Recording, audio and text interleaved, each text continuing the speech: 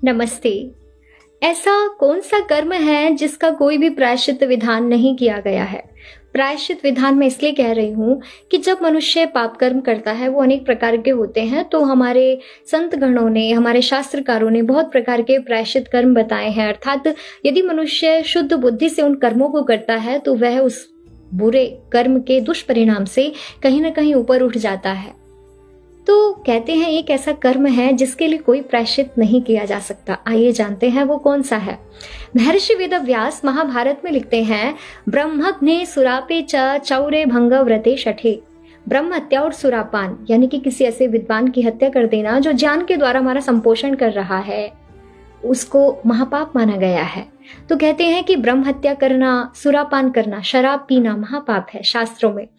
तो ब्रह्म हत्या, सुरापान, चोरी करना और कोई व्रत बीच में लेकर के छोड़ देना और शठता यानी कि दुष्टतापूर्ण व्यवहार करना, इन सब के लिए निष्कृतिर्विहिता सद्भिः, इन सब के लिए प्रायश्चित कर्म को हमारे शास्त्रकारों ने गिनाया है।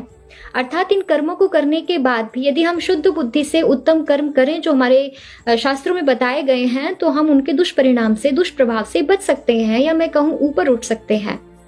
लेकिन एक ऐसा कर्म जिसके लिए कोई प्रायश्चित हमारे शास्त्रों में नहीं कहा है, ध्यान दीजिएगा, वो है कृतज्ञता। कृतज्ञ नास्ति निष्कृति। निष्कृति कहते हैं प्रायश्चित को, कि यदि हम किसी के किए हुए को नहीं मानते हैं, मतलब किसी ने हमारा उपकार किया है और हम उसको स्वीकार नहीं करते हैं, या फिर जब हमें उसकी सहायता की आवश्यकता होती है तो हम उसको अनदेखा कर देते हैं, तो इसको कहते हैं कृतज्ञता। और इसको करने के बाद कोई ऐसा कर्म नहीं है जो इसके दुष्परिणाम से हमें बचा सकेगा। इसलिए कृतज्ञता अपने आप में बहुत बड़ा पाप है। और मैं कहूंगी कि इसके विपरीत जो है कृतज्ञता यानी कि किसी के किए हुए को मानना, स्वीकार करना, वो महापुण्य है। इसलिए अपने जीवन में जिन लोगों से भी हमें कभी भी कुछ भी हमारी सहायता हुई है या उन्होंने हमारे लिए कुछ भी किया है, वो हमारे माता पिता से लेकर के हमारे सामाजिक जीवन के व्यवहार में जो भी चल रहा है उससे जुड़े हुए लोग हो सकते हैं, सबके प्रति, अपने राष्ट्र के प्रति हम कृतज्ञ बने रहें।